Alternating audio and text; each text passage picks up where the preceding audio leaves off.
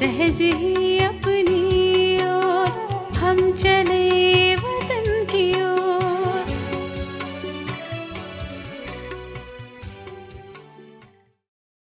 ஓம் சாந்தி 16/7/1972 அவ்யக்த பாப்தாதா மதுவன். சுத்தமான மற்றும் ஆத்மீக பலமுள்ள ஆத்மாதான் ஆக்கர்ஷண மூர்த்தியாக இருப்பார். பாபா சொல்றாங்க, தன்னை இந்த டிராமாவிற்குள், வாழ்க்கை நாடகத்திற்குள் உயர்ந்த கதாநாயக நடிகன் மற்றும் முக்கிய நடிகன் என்று நினைக்கிறீர்களா? முக்கிய நடிகரின் பக்கம் அனைவரின் கவனம் செல்லும். அப்படி ஒவ்வொரு வினாடியின் செயலையும் தன்னை முக்கிய நடிகர் என்று புரிந்து செல்கிறீர்களா? யார் பிரபலமான நடிகராக இருப்பாரோ அவரில் 3 முக்கிய விஷயங்கள் இருக்கும். அவை யாவை? ஒன்றோ, அவர் ஆக்டிவ், சுறுசுறுப்பாக இருப்பார். இரண்டாவது, அக்யூரேட், மிகச் சரியாக இருப்பார். மூன்றாவது, அட்ராக்டிவாக இருப்பவராக இருப்பார். இந்த 3 விஷயங்களும் பிரபலமான நடிகரில் அவசியம் இருக்கும். அந்த மாதிரி தன்னை பிரபலமான மற்றும் முக்கிய நடிகன் என்று நினைக்கிறீர்களா? எந்த விஷயத்தில் கவருவது செய்வீர்கள்? ஒவ்வொரு காரியத்திலும், ஒவ்வொரு நடத்தையிலும் ஆன்மீகத்தின் அட்ராக்ஷன், கவர்ச்சி இருக்கட்டும். எப்படி யாராவது உடலால் அழகாக இருக்கிறார் என்றால் அவரும் தன் பக்கம் அட்ராக்ட் செய்வார்தான் இல்லையா? அதே போலவே எந்த ஆத்மா சுத்தமானதாக, ஆத்மீக பலமுள்ளதாக இருக்கிறாரோ அவரும் தன் பக்கம் கவர்ந்திழுப்பார். எப்படி மகாத்மாக்கள் ஆகியோர்களும் துவாபர யுகத்தின் தொடக்கத்தில் சதோ பிரதான நிலையுள்ளவர்களாக இருந்ததனால் அவர்களிலும் ஆன்மீக கவர்ச்சி இருந்தது இல்லையா?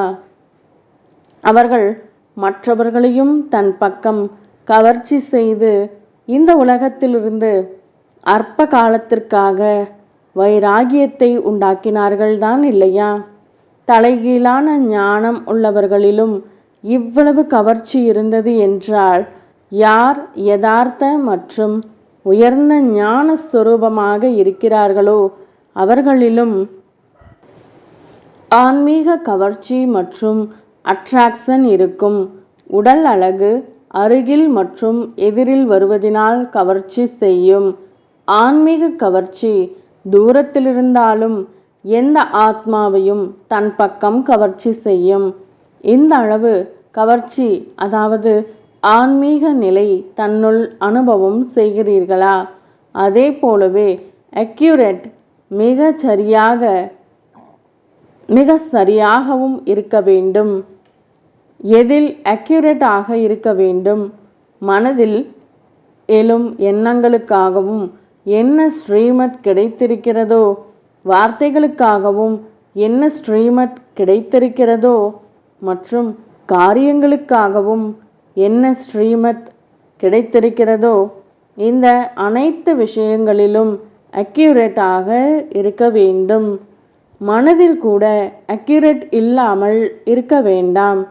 என்ன நியமம், மரியாதைகள், டைரக்ஷன் இருக்கிறதோ அந்த அனைத்திலும் அக்யூரேட் மற்றும் ஆக்டிவாக இருக்க வேண்டும். யார் ஆக்டிவாக இருக்கிறாரோ அவர் எந்த நேரம் எப்படி தன்னை ஆக்கிக்கொள்ள நடத்தி கொள்ள விரும்புகிறாரோ அப்படி நடத்தி கொள்ள முடியும். மேலும் அதே மாதிரியான ரூபத்தை தாரணை செய்ய முடியும். அப்படி யார் முக்கியமான கதாபாத்திரம் உள்ளவர்களோ அவர்களில் இந்த 3 விசேஷங்களுமே நிரம்பியதாக இருக்கும். இவற்றிலிருந்து எந்த விசேஷம் எத்தனை சதவிகிதத்தில் குறைவாக இருக்கிறது என்று இதில்தான் பார்க்க வேண்டும்.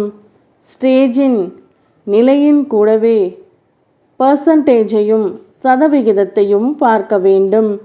ஆன்மீக நிலை இருக்கிறது, கவர்ந்திழுக்க முடியும். ஆனால் எத்தனை சதவிகிதம் இருக்க வேண்டுமோ அது இருக்கிறதா? ஒருவேளை சதவிகிதத்தில் குறை இருக்கிறது என்றால் இதை சம்பூர்ணம் என்று கூறமாட்டோம் இல்லையா?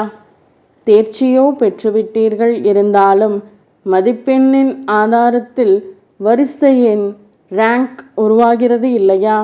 3வது டிவிஷனில் வருபவரையும் தேர்ச்சி பெற்றவர் என்று நான் கூறுவோம்.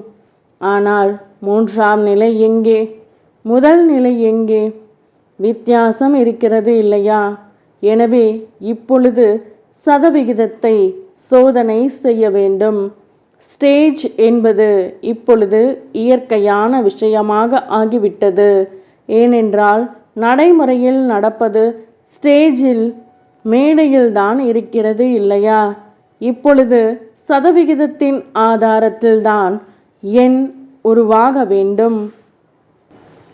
இன்று மிக பெரிய சபையாக ஆகிவிட்டது.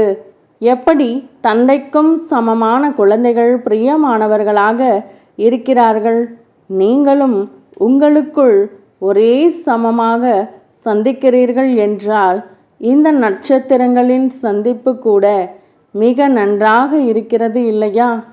சங்கமயுகத்து மேலாவோ சந்திப்பு இருக்கவே இருக்கிறது. ஆனால் அந்த மேலாவிலும் இது மேலாவாகும்.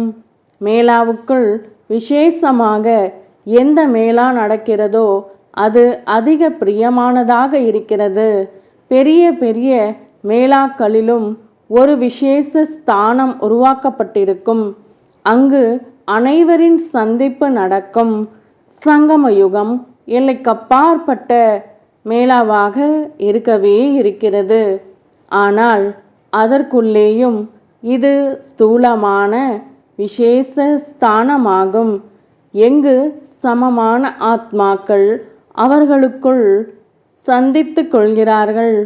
ஒவ்வொருவருக்கும் தனக்கு சமமான மற்றும் நெருக்கமான ஆத்மாக்களுடன் சந்திப்பது, நெருக்கத்தில் வருவது மிகவும் பிடித்திருக்கிறது. விசேஷ ஆத்மாக்களுடன் சந்திப்பை ஏற்படுத்துவதற்காகவும் தன்னையும் விசேஷமானவராக ஆக்க வேண்டியதாக இருக்கும். சிலர் விசேஷமானவர்களாகவும் சிலர் சாதாரணமானவர்களாகவும் இருந்தால் அதை ஒன்றும் மேலா என்று கூற முடியாது.